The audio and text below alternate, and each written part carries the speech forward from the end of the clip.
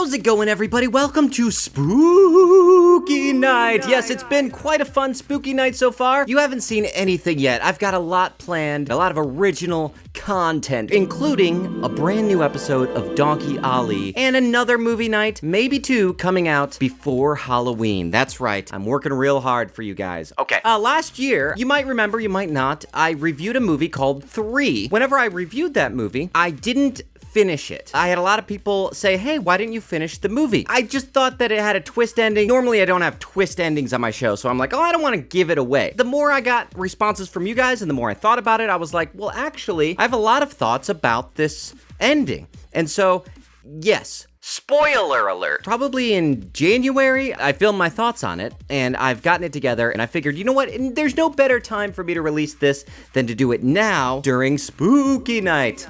So, enjoy. Over to you, younger, dumber Kevin. Okay, look, I listen to you guys. For all of you who want to know how it ends and don't know how to use Wikipedia, I'm not gonna give a synopsis of the whole movie. You could go watch my review, which should be linked somewhere around there. When we left off, Samantha had found out that Kevin was down in the basement with a guy, and they had thought that maybe Kevin had multiple personality disorder. Samantha goes down there, and she's looking under the door, and she sees that there's 2 pairs of shoes. Then she's like calling the cop. Oh my goodness, that dumb idea about the multiple personality disorder. It's not true. We were wrong. While she's on the phone, she gets captured by the bad guy, and that's where we pick up here. Wake up, sleepyhead. Come on. So Samantha's down there in the basement of the shed with Slater and Kevin and Kevin's aunt, and Slater is yelling and saying, guess what? Everything is gonna end up being pinned on Kevin. And just at that point, the cop shows up to head down there to give Samantha some backup. Just watching this again, I'm like,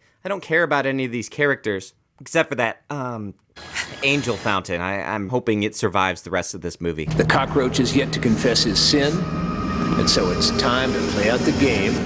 Take it. Take it! No, Kevin, it's not Belinda you want to kill.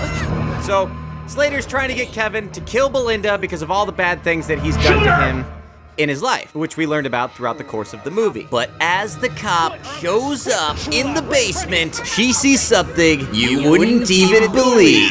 Police! Freeze! What? It turns out Are you okay? Kevin and Slater and Sam are all the same person. So it's not split personality, it's a triune, almost a trinity of personalities.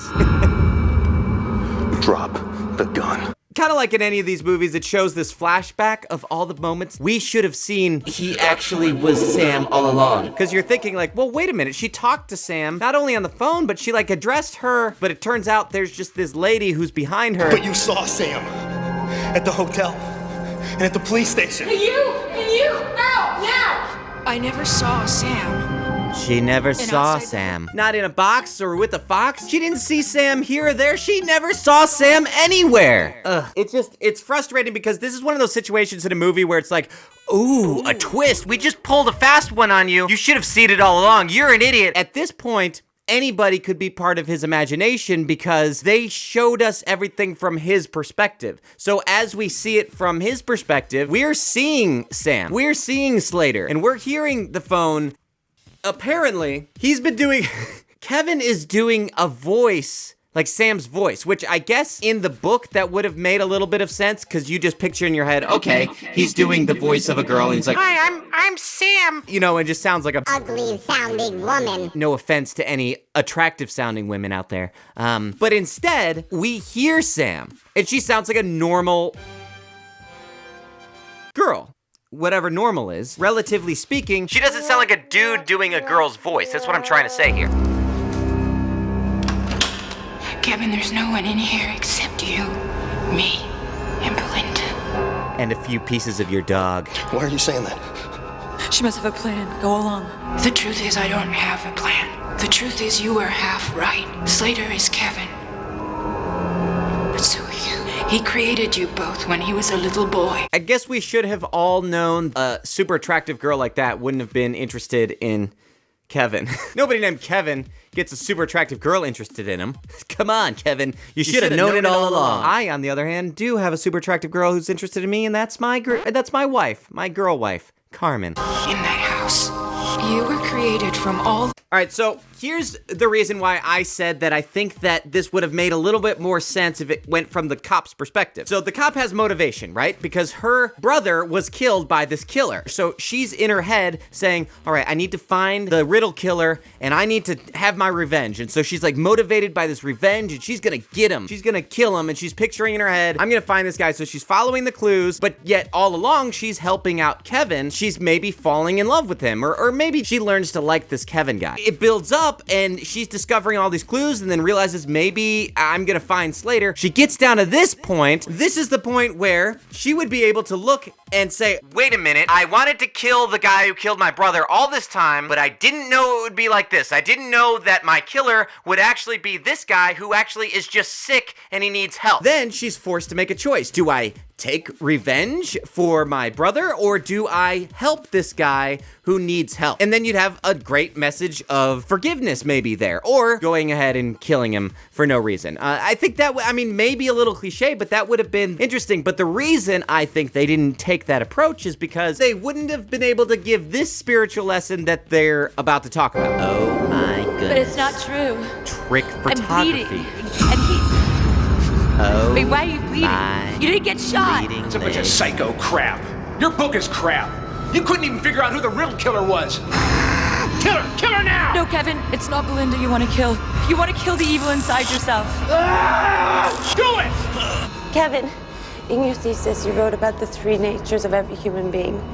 The good, the bad, and the ugly. And the soul struggling in between. Oh.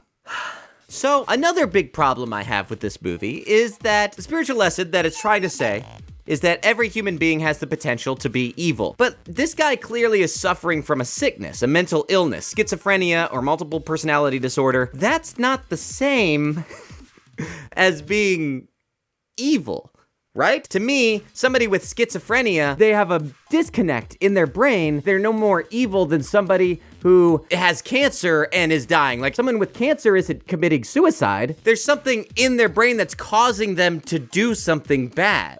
It's just a weird thing to kind of emphasize. You also wrote that we're powerless to win the struggle on our own. You need Jesus, Kevin. So the answer is that Sam is all that is good inside of Kevin, and Slater is all that is evil. Or more, Sam is the good that Kevin could be, and Slater is the evil that Kevin can be. And all of us, every one of us has the potential to be super evil or super good. We just can't do it on our own. We need Jesus inside of us to make us good again. It's just not the same thing. In an effort to make this more extreme and more horror-based, they've made him mentally ill. And by making him mentally ill, they've caused him to be really weird and crazy, but also he's broken laws in the process of this. I love you.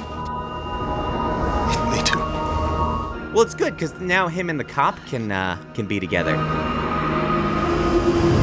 So, Kevin ends up realizing that he's sick, or that he just he gets over it. Basically, he gets over his multiple personality disorder. But it turns out that RK is a real person and wasn't Kevin. So Kevin was just copying RK in his other personality. RK is the guy that she met at the hot dog stand, and he didn't like that people were trying to copy him, so he tried to stop it. That's one other thing that bothers me. Why?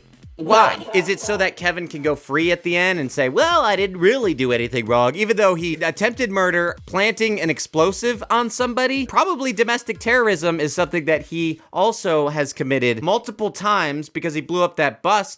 4 bombs at least. 5, because of the dog, too. The bus, the dog, the police station, his car, and the one in the warehouse. Yeah, that's 5 bombs that he planted that actually went off. So yeah, that would count as terrorism, I would think. How do you explain all of that in a court? He learned his spiritual lesson. And it bothers me because it would have been better if Kevin was the one who killed her brother. But it turns out we've been chasing the wrong guy all along, so we never actually get to learn about the actual killer in the movie. And just to make sure it's clear that Kevin isn't the original bad guy, they go and visit the real RK killer. That's it.